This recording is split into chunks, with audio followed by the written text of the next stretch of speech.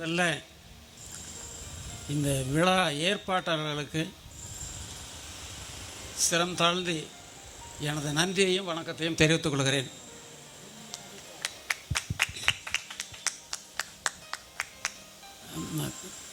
நம்ம பிரபாகரன் அவர்களை 2-3 நாட்களுக்கு முன் சந்திக்கக்கூடிய ஒரு நேரம் வந்தது. சந்தித்தேன் போயிட்டு.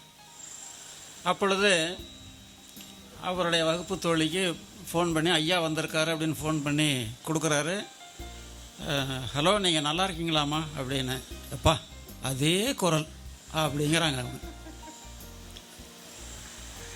அப்புறம் நான் விசாரித்தேன், நீங்கள் நல்லா இருக்கீங்களா என்ன ஏது. அதே மாதிரி இன்னொரு தோழி பாப்பிரெட்டிப்பட்டி அவங்ககிட்டையும் பேசினேன். நம்ம ராஜேஷ் சொல்கிறாரு. இங்கே இருக்கிறவங்க ஜெயலட்சுமி இல்லைங்களா? ஜெயலட்சுமி. இங்கே திருச்சி மாம்பழ சாலையில் இருக்கிறவங்க ஜெயலட்சுமி. ராஜி இங்கே சார் சொல்லுங்கம்மா. ராஜலட்சுமி பேசினேன். அப்போ எல்லோரும் வாங்கம்மா, கண்டிப்பாக வாங்க, இந்த நிகழ்வில் எல்லோரும் கலந்துக்கலாம், மீண்டும் நாம் எல்லோரும் சந்திக்கிறதுக்கு இது வாய்ப்பை தவற வேண்டாம்னு சொன்னேன். அதே மாதிரி வந்திருக்காங்க, எல்லாருமே வந்திருக்காங்க.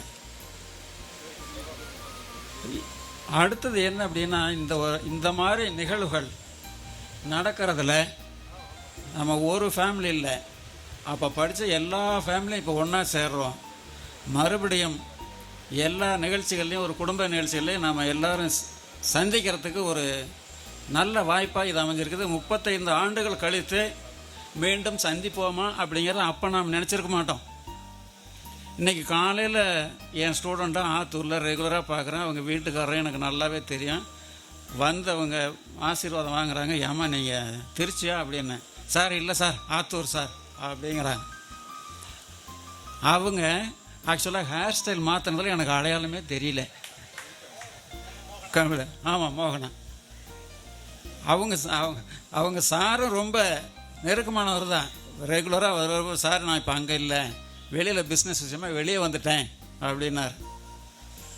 இந்த மாதிரி நிகழ்ச்சிகள் நிறைய நாம் சந்தித்து பேசும்போது தான் இருக்குது. நிறைய பேர்த்த உண்மையாகவே அடையாளம் தெரியல. அதை சொல்கிறதுக்கு எனக்கு ரொம்ப வருத்தமாக இருக்குது.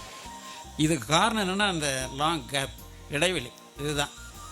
தொடர்ந்து சந்திச்சுக்கிறது ஏதோ ஒரு வாய்ப்பில் சந்திச்சிருந்தோம்னாக்க நம்ம அதை வேண்டியதாக இருக்கும். அடுத்தது வீரனூர்லேருந்து தம்பி மணிகண்டன் பிரதோஷ் கோவிலுக்கு போயிருந்தேன். அவரும் வந்து சார் சண்டே கண்டிப்பாக வந்துடுங்க. வந்துடுறேன்ப்பா. அவர் ஆர்டர் போட்டார், நான் ஒபே பண்ணிட்டேன். அடுத்தது இந்த நிகழ்ச்சியில் நான் இப்போ இருக்கிறதில்ல எனக்கு என்ன ஒரு மகிழ்ச்சி அப்படின்னா, நான் சொர்க்கத்தில் இருக்கிற மாதிரி ஒன்றா ஃபீல் பண்ணுறேன். அந்தளவுக்கு எல்லோரும் ஒன்றா சேர்ந்து இங்கே இருக்கிறோம். இந்த மகிழ்ச்சியோட இது மீண்டும் மீண்டும் நிலைத்திருக்க நீங்கள் இந்த உங்களுக்குள்ளே இருக்கக்கூடிய அந்த அட்ரஸ் எல்லாம் ஒரு பிரபாகரன் கலெக்ட் பண்ணனார். எப்படி தான் பண்ணாரோ தெரியல, நம்பர்லாம் முடிஞ்சதுன்னா அதையெல்லாம் ஒரு இது போட்டு எல்லாத்தையும் கொடுங்க.